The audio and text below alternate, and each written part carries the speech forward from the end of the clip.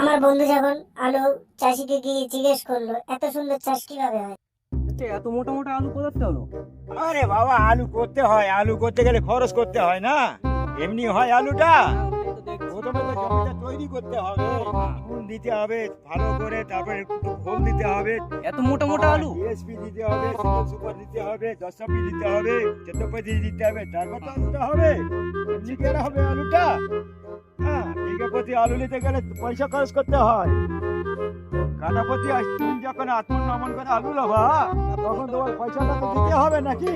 কষ্ট করতে হয়, না করলে হয় না। তুমি 2 কিলো সার নেবা আর আপনি আপনি আলুটা তোমার বাড়িতে চলে যাবে না? এটা কি কথার ভেতর হলো না, এটা হলো কাজের ভেতর আসতে হবে। সব সময়ের জন্য এক এক এক খেতে দিতে হবে, ঠিক মতো পানি দিতে হবে, ঠিক মতো ট্রিটমেন্ট রাখতে হবে, তাহলে না তোমার আলুটা হবে।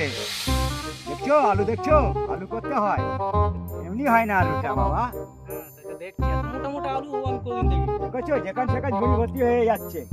সেটাই দেখছি, খরচ করো তাহলে না হবে। এত মোটা মোটা আলু। হ্যাঁ, আমরা এই দেখেছো 3 বাপুই অটোমেটিক পড়ে আছি আলু পেছনে। এইটু জমিতে কত বস্তা আলু হলো জানো?